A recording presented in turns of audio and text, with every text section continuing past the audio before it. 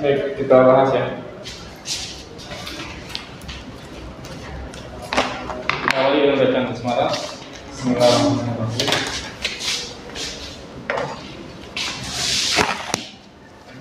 Soal nomor 1.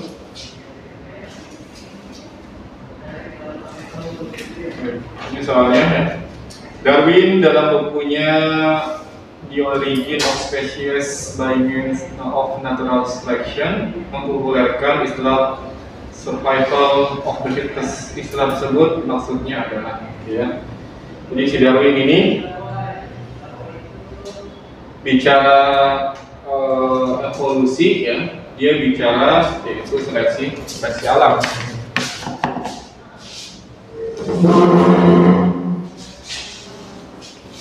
Darwin.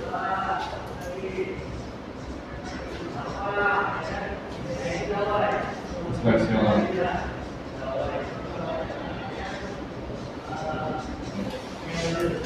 Seleksi alam di sini adalah berkaitan dengan bahwa alam ini mengadakan seleksi terhadap makhluk hidup ataupun organisme. Makhluk hidup berjuang untuk hidup. Ya. Jadi seleksi alam ini dalam artian alam mengadakan seleksi terhadap makhluk hidup. Kemudian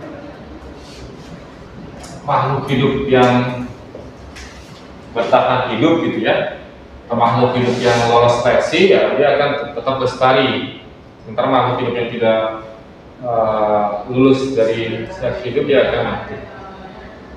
Makhluk hidup berjuang untuk hidup atau struggle for life. Namun alam menyeleksi sehingga ada makhluk hidup yang lolos seleksi dan ada yang tidak gitu ya. Jadi alam mengadakan seleksi terhadap makhluk hidup, ada yang lolos ya.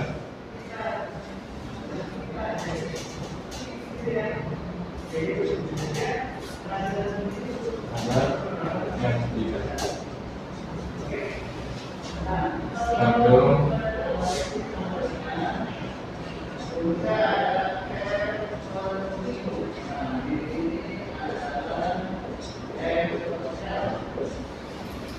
Hanya individu yang punya sifat yang cocok dengan lingkungannya akan lestari, sementara yang tidak dia akan mati.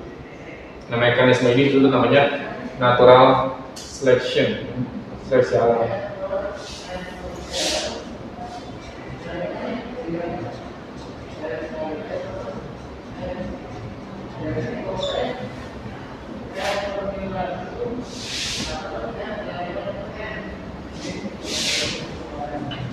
Ya.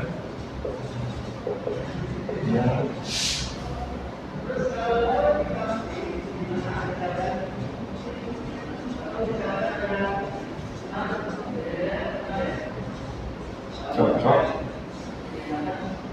dengan lingkungan.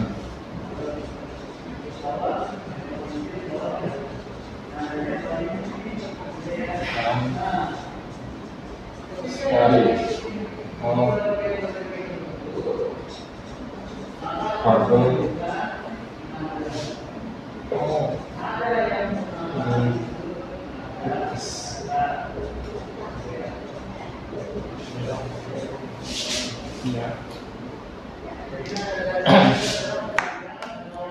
hasil dari seleksi sendiri, hasil dari seleksi alam ini dijelaskan sebagai survival of the fittest, hanya yang paling kuat ya, yang bisa hidup, yang paling kuat dalam artian individunya dengan keberhasilan dalam reproduksi pada satu lingkungan tertentu. Jadi dia bisa bereproduksi, kuat di sini dalam artian bisa bereproduksi, dan bukan hanya mampu bertahan hidup gitu. Kalau dia mampu bertahan hidup tapi tidak bisa melakukan reproduksi, ya sama saja kan. Nantinya pun dia akan mati, dia nggak hidup selamanya gitu. Tapi kalau dia bisa bereproduksi, dia akan melestarikan jenisnya pada keturunannya, terus keturunannya kepada keturunan yang lain dan seterusnya. Maka dia akan tetap bertahan hidup. Jadi bukan hanya individu tertentu, tapi individu yang bisa bereproduksi. Sebut namanya survival of the fittest. Yang paling kuat hasil dari tes.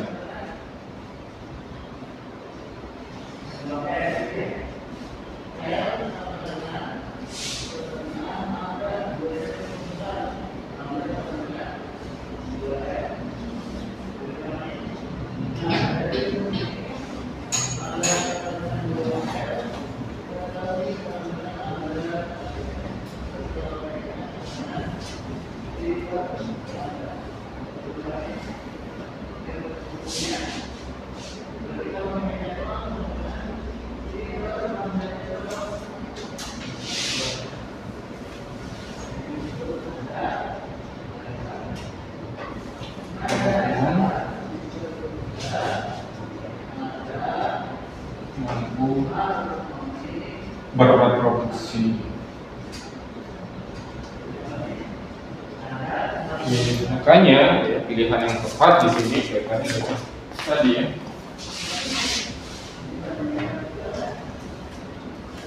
Ini ya. Spesies yang bertahan hidup adalah yang paling mudah beradaptasi ya. Beradaptasi tadi bisa bereproduksi. Baik, kita lanjut soal selanjutnya. Pada ekosistem terdapat siklus biokimia. Nah, siklus biokimia banyak ya. Ada siklus nitrogen, ada siklus fosfor, sulfur, ada siklus karbon. Ya. Pertanyaannya yang melibatkan proses berikut. Ada nitrifikasi, melakukan pembusukan, respirasi, fotosintesis. Senyawa karbon dioksida dan dihasilkan melalui proses menobor. Ya, nanti kalau bicara karbon dioksida berarti siklus karbon nih. Ya. Siklus karbon gimana mekanismenya? Gambarannya ini. Ya. Ini bisa kalian lihat ya. Jadi karbon dioksida itu ada di atmosfer dia, selalu di atmosfer. Bisa kita temukan di atmosfer atau di udara ya. Dan nanti karbon dioksida yang ada di atmosfer ini itu akan dimanfaatkan. Siapa yang memanfaatkan? Tumbuhan, ya, bukan yang lain ya. Hanya tumbuhan saja yang bisa memanfaatkan karbon dioksida. Untuk apa sih? Untuk proses fotosintesis. Sampai itu fotosintesis, pembuatan makanan, dan juga nanti ada hasil sampingnya berupa oksigen. Gitu ya. Makanannya ini akan dimanfaatkan oleh kelompok konsumen. Dalam hal ini konsumen pertama. Ya. Konsumen pertama manfaatkan makanannya, kemudian nanti konsumen pertama akan dimakan oleh konsumen kedua dan seterusnya.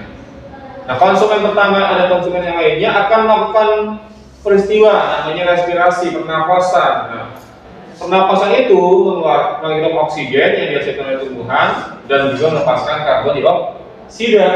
Karbon dioksidanya akan larut ke atmosfer atau akan berada di atmosfer udara. Selain itu, ya, konsumen itu akan mengalami kematian di sini. Nah, dalam proses kematian tersebut juga itu akan melepaskan karbon dioksida dalam proses pembusukan. Ya. Jadi ketika proses pembusukan itu akan melepaskan karbon dioksida ke atmosfer. Selain itu apa lagi? Pembakaran. Ya, pembakaran itu juga menghasilkan karbon dioksida.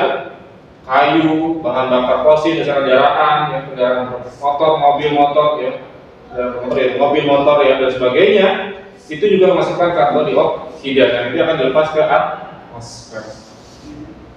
Dengan adanya karbon dioksida ini, itu akan dimanfaatkan oleh tumbuhan.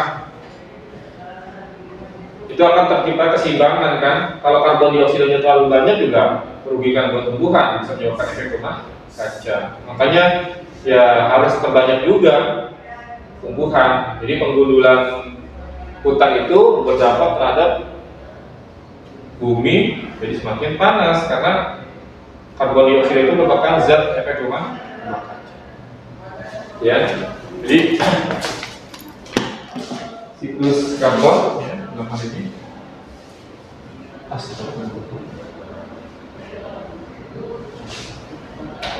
untuk simbol sedikit, mas, sebentar perhatikan dulu. Simbol.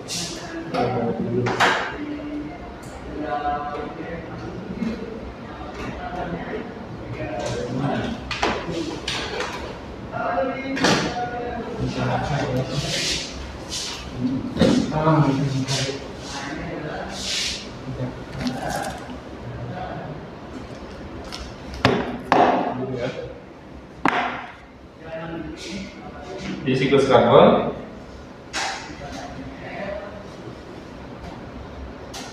ada peristiwa fotosintesis, ada peristiwa respirasi, ada pembusukan, ada juga pembakaran.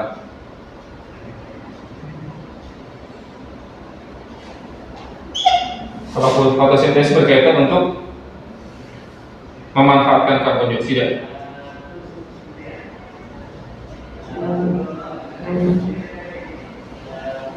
Dua, ya. Kalau yang tiga ini menghasilkan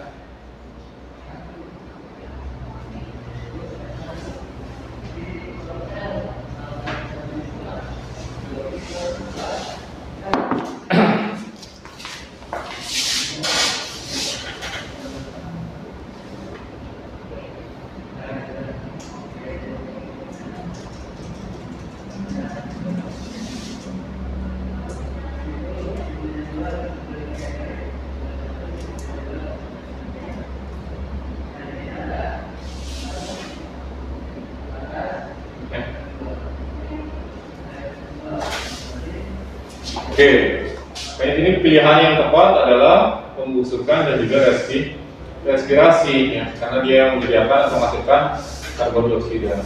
Denitrifikasi apa? Denitrifikasi itu nanti kaitannya dengan siklus nitrogen, ya. Melepas nitrogen atau menghasilkan nitrogen ke atmosfer, ya, melepaskan nitrogen ke atmosfer. Pelapukan ini akan biasanya pada tumbuhan mengalami lapuk, ya. Kemudian fotosintesis tadi. Jadi jawabannya tepat adalah 3 dan 4. Pembusukan dan respirasi itu yang menghasilkan karbon dioksida, karbon dioksida. Kita lanjut. Soal selanjutnya. Fase infektif. Infektif tahu? Fase infektif itu adalah fase menginfeksi, ya. Fase menginfeksi tubuh manusia dari protozoa penyebab malaria. Protozoa penyebab malaria namanya Plasmodium, ya. Lihat, ini siklus hidup Plasmodium. Jadi Plasmodium yang menyebabkan penyakit malaria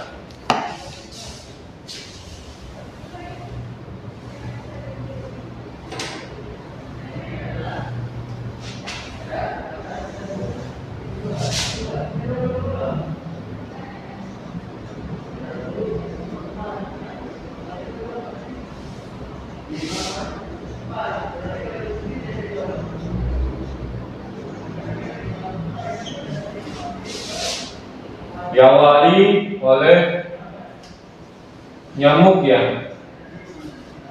Nyamuknya apa? Nyamuk Anopheles. Nyamuk Anopheles ini yang menyebabkan Plasmodium itu bisa masuk ke dalam tubuh manusia lewat gigitannya, ya. Tahapan apa nih? Tahapan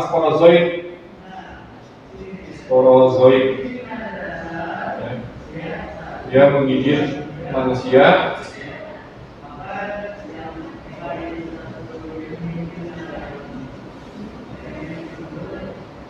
Infektif, masuk ke dalam darah.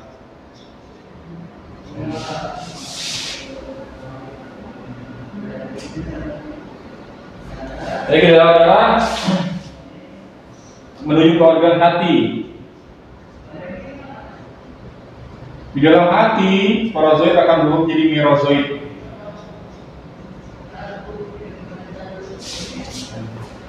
Dia masuk ke dalam darah, berubah menjadi merozoid. Setelah itu keluar menuju sel darah merah, menuju eritrosit.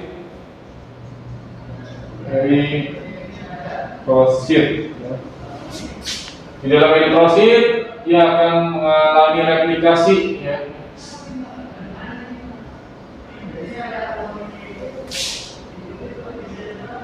mengalami replikasi nih, replikasi perbanyakan ya. Di dalam ilustrasi itu merozoitnya akan mengalami perbanyakan ya.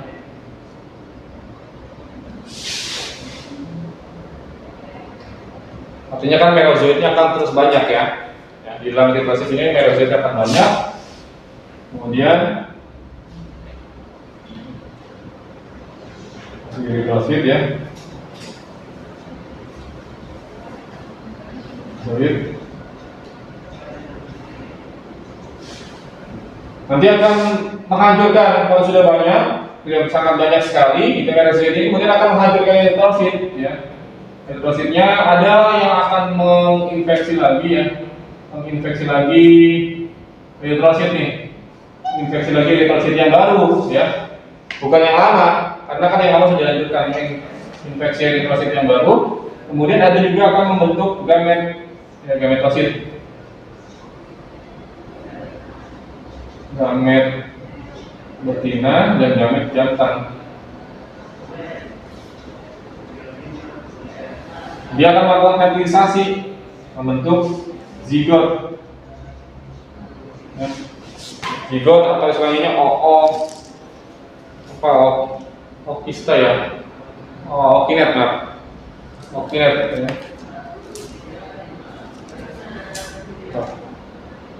Okinet.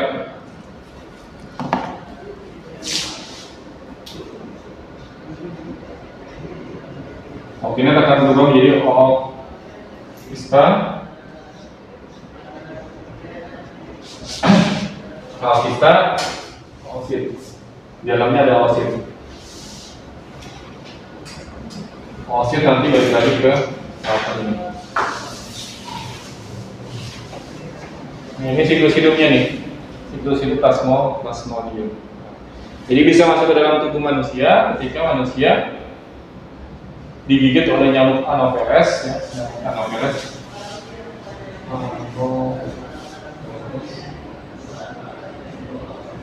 Yang terinfeksi ya, di nyamuk Anopheles ini membawa larva sporozoid.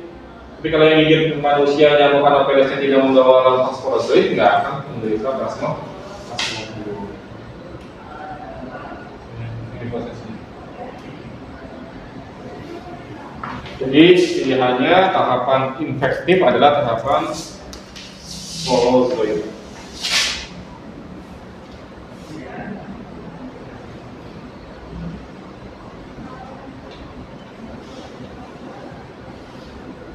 Oke, kita lanjut.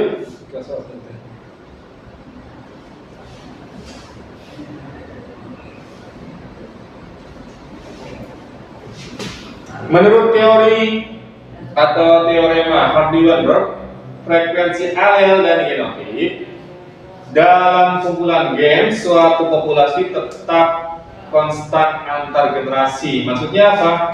Menurut dia bahwa jumlah gen frekuensi ya, frekuensi gen itu dari satu generasi ke generasi dalam suatu populasi itu jumlahnya sama, stabil, tidak akan mengalami perubahan ya. Menurut dia, frekuensi alel dan genotip akan berubah apabila tapi frekuensi hukum Hardy-Weinberg ini harus memenuhi syarat-syaratnya untuk hukum ini bisa terjadi ya, bisa berlaku. Di bawah Hardy-Weinberg prinsipnya nih.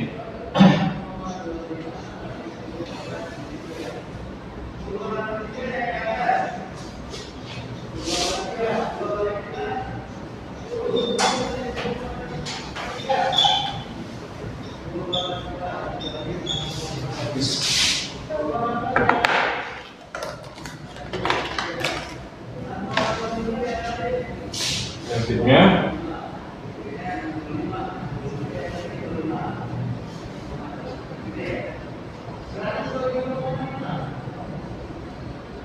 dia mengatakan bahwa frekuensi gen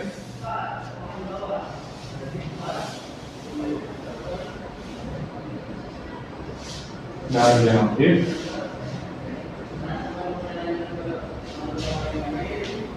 suatu populasi dari satu generasi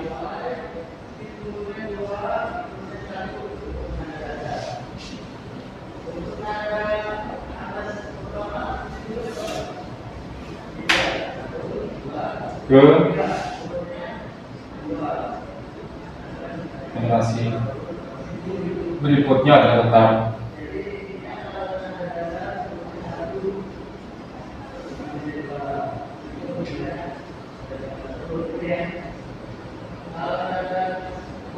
Ini ya. Ini menurut dia frekuensi gen dan genotip suatu populasi dari satu generasi ke generasi yang lainnya dan berikutnya adalah tetap.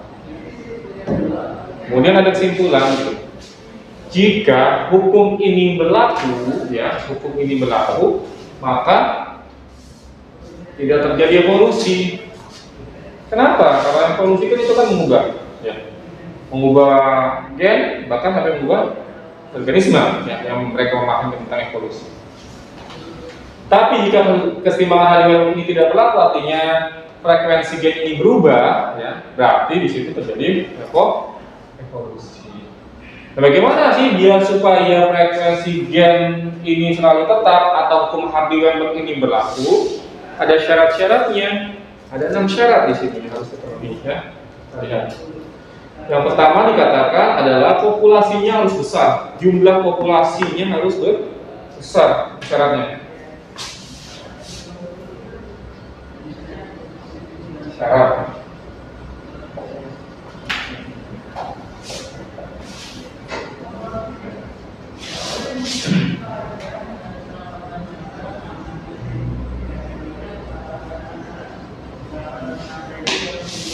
Pertama, populasi harus besar.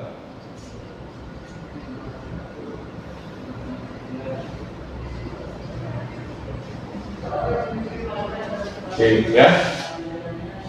Tidak ada migrasi, ya.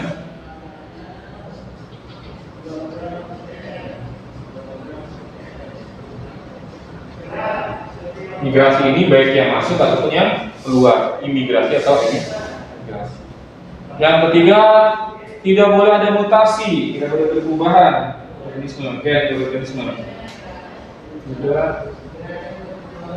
ada mutasi. Yang keempat, tidak ada seleksi alam, berarti proses evolusi.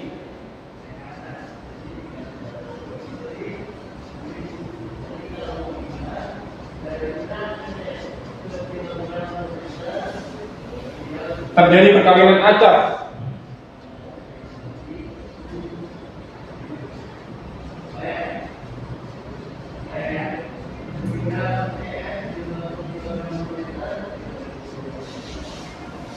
Yang terakhir, ya, kemampuan reproduksi tiap individu sama.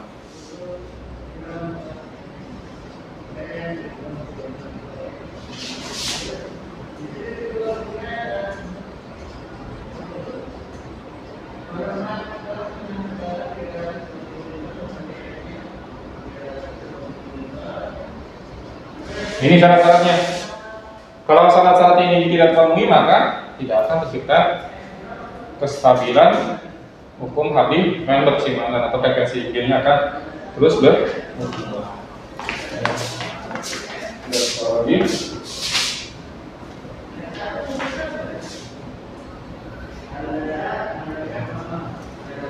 Jadi perkawinan antar individu kan tanya frekuensi alel dan genotip akan berubah, berarti kan nggak terjadi ini kan?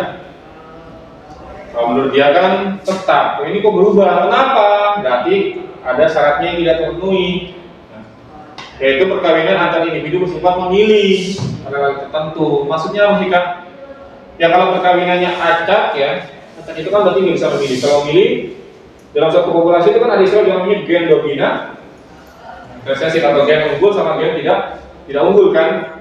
Kalau dia memilih ya dia pengennya dengan gen yang unggul saja. Berarti lama-kelamaan gen yang tidak unggul akan hilang gitu. Tapi kalau perkawinan acak ya alami gitu. Dibiarkan alami sampai akhirnya nanti tidak bisa memilih. Itu maksudnya. Baik, kita lanjutkan.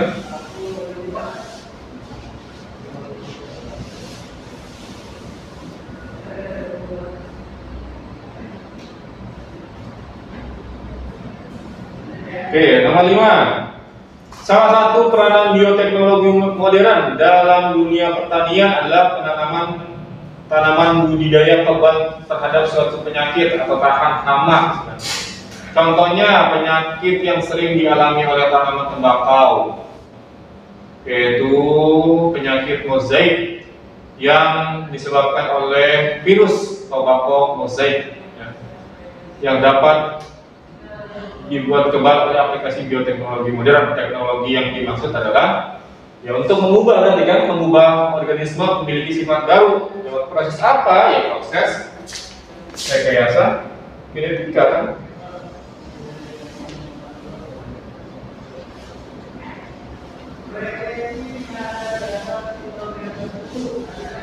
Mengubah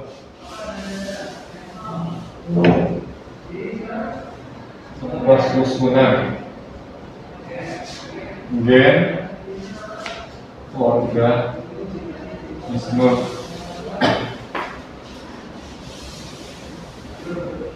sehingga dihasilkan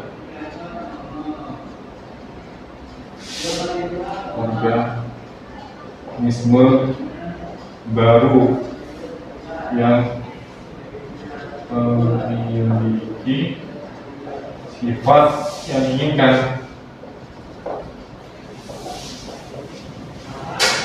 Apa misalnya? Contoh produksi hormon insulin.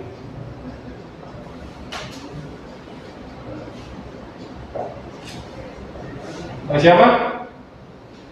Bakteri E. coli ya. E. coli kan tadinya nggak bisa memproduksi insulin, tapi dengan proses rekayasa genetika bisa. Kemudian tanaman tahan hama.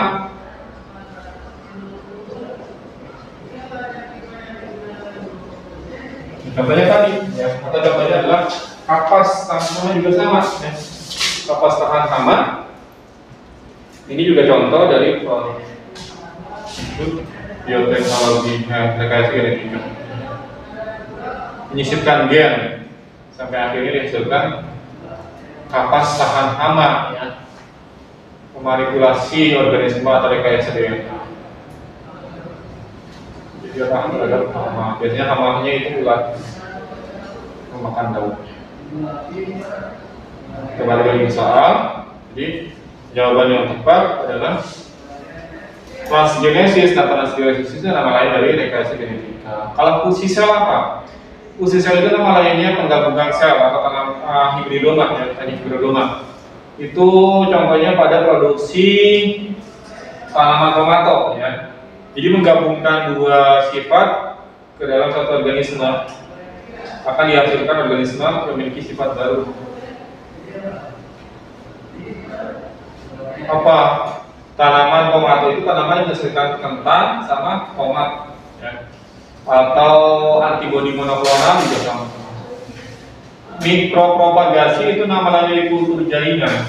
Kultur jaringan menumbuhkan jaringan tumbuhan sampai akhirnya membentuk organisme baru. Jadi tumbuhan itu punya prinsip namanya totipotensi. Apa itu? Kemampuan jaringan tumbuhan untuk tumbuh dan berkembang menjadi individu penuh atau utuh. Jadi jaringan daun nih kita tanam pada media khusus, nanti jaringan daun itu tumbuh jadi tanaman yang sempurna. Itu kalau pada tumbuhan. Kalau pada hewan gimana? Nggak bisa. Kalau pada hewan itu prinsipnya bukan totipotensi tapi pluripotensi. Kemampuan jaringan hewan untuk tumbuh dan berkembang menjadi jaringan yang ditanam.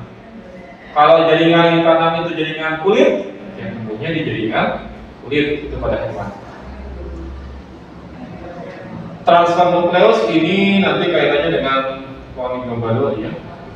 Fertilisasi in vitro nama lainnya adalah bayi tabung.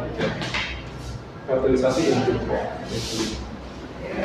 Baik, itu untuk soal nomor 5, ya. Saya cukup dulu untuk soal pelatihan karena nanti kita bahas juga soal problem setnya.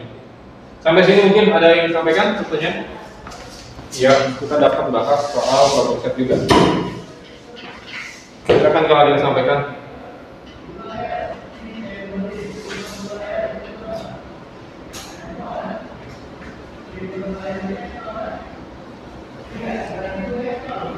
Kalau tidak, silakan dibuka problem set.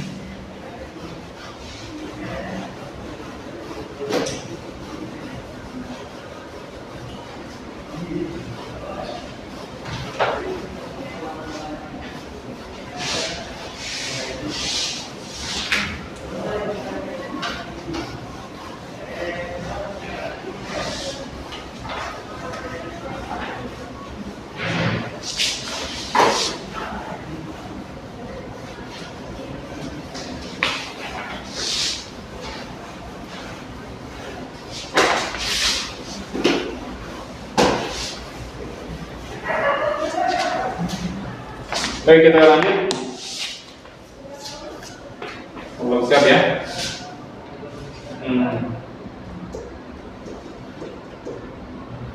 Soal nomor 1. Karakteristik susunan jaringan pembuluh pada batang tumbuhan monokotil. Ya. Jadi yang ditanya tumbuhan atau batang monokotil. Ya. Ini kita lihat tumbuhan batang monokotil. Jadi ini kita buat ya, sederhana. Ini penampang melintang ya, batang monokotil.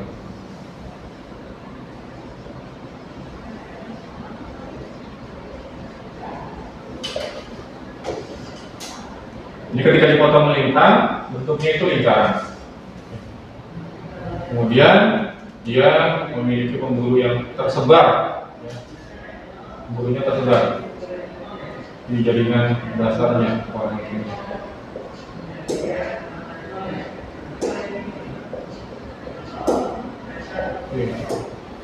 Kita kasih keterangan di bagian epidermis.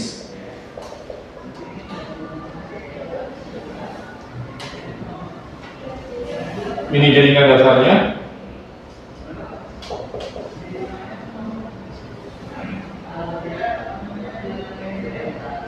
Ini berkas pembuluh. Pembuluhnya kalau dibuat diperbesar gini. Ini kloem, silen ya, yang di luar silen. Kemudian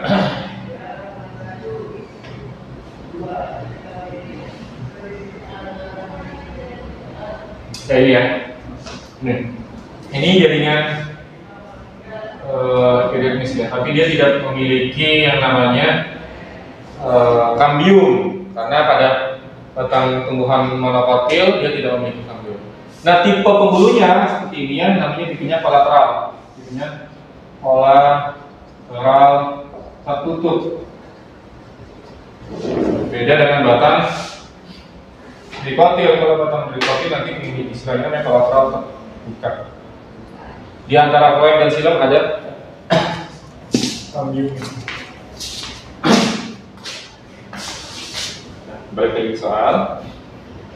Maka dikatakan karakteristiknya yang berbentuk lingkaran tidak ya, tersebar di tepi korteks tidak juga, dia tersebar merata, tersebar di jaringan dasar ya. Silam dan kloem terpisah berjauhan tidak, silam terletak di sebelah dalam. Jadi yang tepat tersebar di jaringan dasar.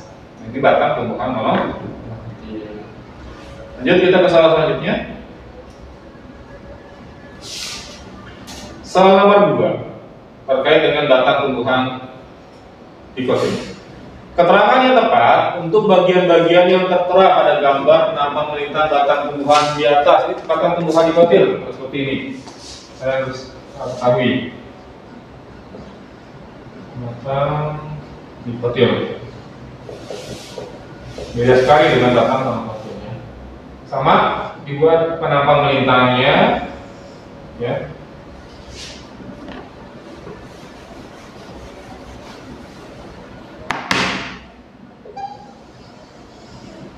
Oke,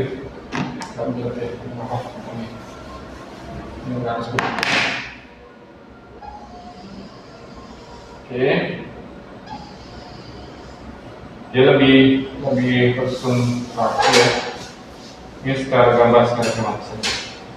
Dan ini sama epidermis. Ini jaringan korteks. Ini kambium. Kambiumnya kambium interfasis. Ini floem. Ini silang. Di dalam sini ada kambium vaskular. Ini bulu.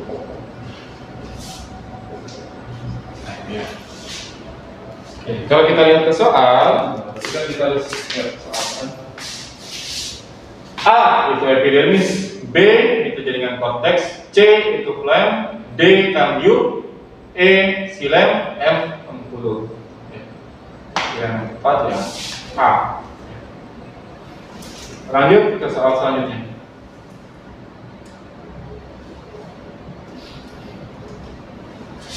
Selanjutnya, kambium pembuluh. Apa tuh kambium pembuluh? Berarti kambium yang ada di dalam pembuluh. Ini yang dimaksud berarti ini. Kambium vaskular, kambium yang ada di dalam pembuluh. Pada batang dikotil akan berkembang menjadi floem sekunder dan xilem sekunder. Arah pertumbuhannya yang benar. Nah, tadi kita lihat ya, floem dia ada di bagian luar dari kambium. Xilem ada di bagian dalam kambium.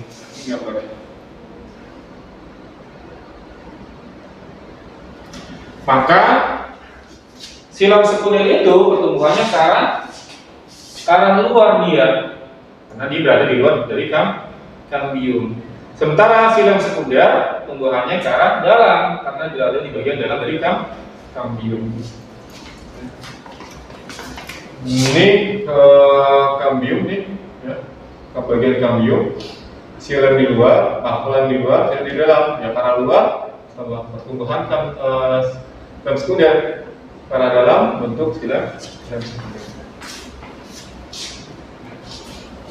Ini batang dikotil ya, dia bisa mengalami pembesaran karena memiliki kambium. Baik, itu kita lanjut sekarang.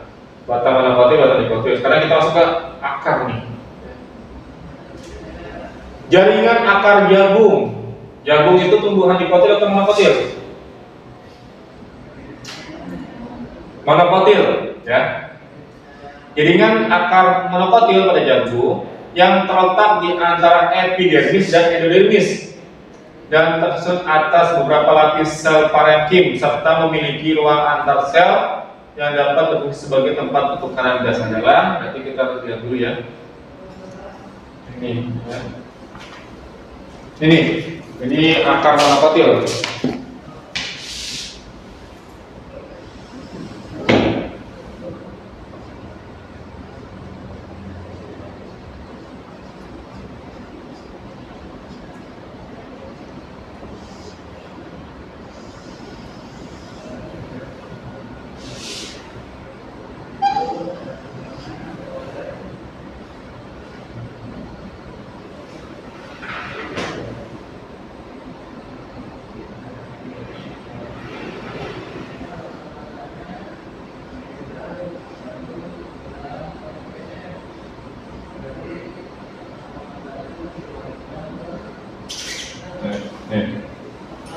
Ini epidermis.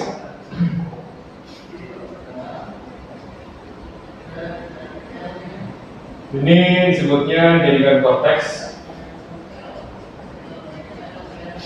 Ini endodermis.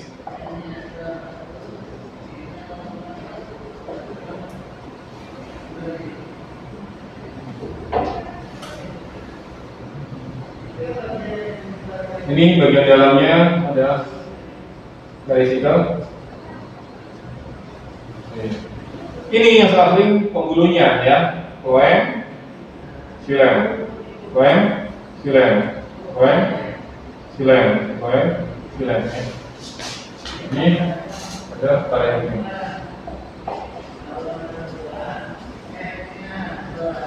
Ini apa akar monokotil?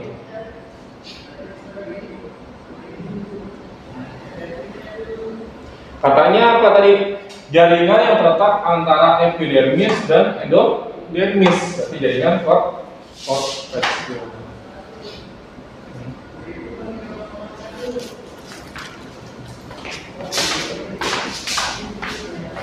Jaringan korteks ini yang terletak di antara epidermis dan juga endodermis. Lanjut ke slide selanjutnya.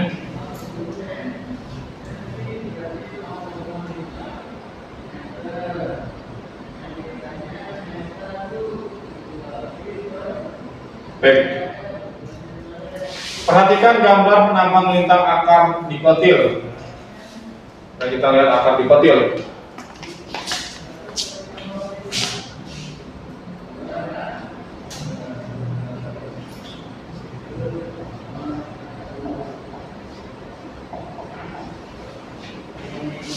Penampang lintang.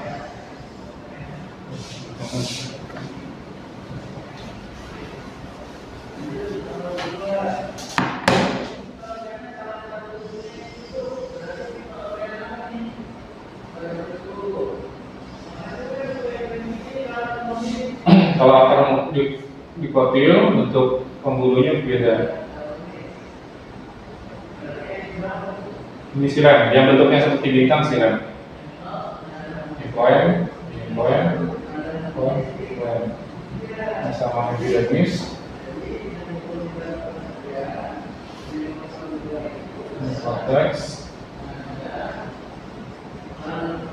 Endodermis.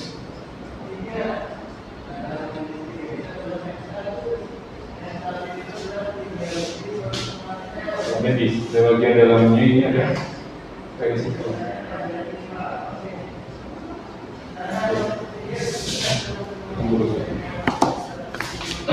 Pertanyaannya adalah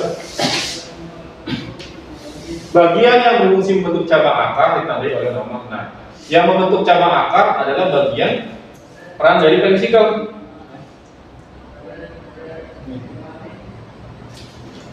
Jadi perisikl ini perannya membentuk cabang akar.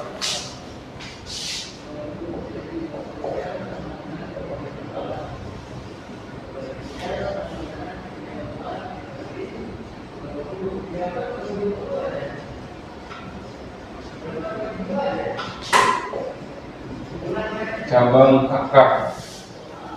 Ini. Kan dari sini dari perisikl. Kalau kalian lihat ya, tes, kemudian endodermis, bagian dalamnya ada perisikl. Baik ya, satu soal lagi.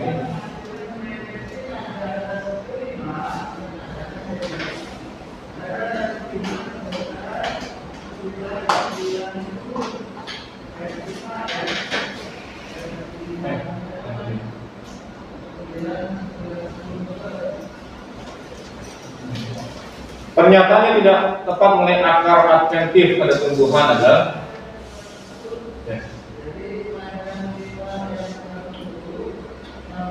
akar adventif akar adventif ini kan sebenarnya apa namanya nanti berkaitan dengan akar pada tumbuhan yang memang dia itu mengalami modifikasi sebenarnya, modifikasi menjadi organ-organ yang membantu dari dari tumbuhan tersebut untuk hidupnya gitu ya. Di sini fungsi-fungsinya adalah yang pertama untuk membantu penguatan struktural jadi dia menguatkan fungsi dari organ akar gitu. Kita tahu bahwa akar itu kan fungsinya berat dalam artian untuk mencari sumber nutrisi, kemudian mencari sumber air, itu fungsi akar. Kemudian membantu penyerapan oksigen pada akar-akar tertentu. Misalnya apa? pada akar anggrek, ya. Akar anggrek itu kan akarnya tergantung, ya. Itu juga bisa untuk menyerap oksigen. Membantu penyerapan air dan mineral, iya itu salah satunya. Kemudian diinduksi oleh tekanan lingkungan, ya. Kemudian yang tidak tepat adalah biasanya dari jaringan. Itu pernyataan yang tidak tepat terkait dengan fungsi dari akar adventif. Baik, sampai di sini mungkin ya terkait dengan soal-soal yang bisa kita bahas untuk kesempatan hari ini.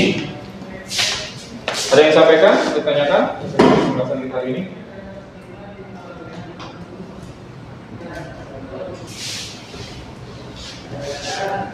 Kalau di pelajaran yang lain ada disuruh menyediakan soal pelatihan nggak di rumah? Enggak ya. Kalau di biologi sih seharusnya dikerjakan di rumah bukan soal pelatihan, problem set. Soal pelatihan. Problem setnya dikerjakan di rumah sehingga nanti kita bahas ini soal-soal yang memang tidak kalian tepat. Jadi kita fokus untuk bahas kalau soal pelatihan saja di kelas. Baik, kita absen dulu ya. Aisyah ada ya. Kemudian Alia ada. Bonika. Baik, kita akhiri pertemuan hari ini. Alhamdulillahirabbil alamin. Sekian. Assalamualaikum warahmatullahi wabarakatuh.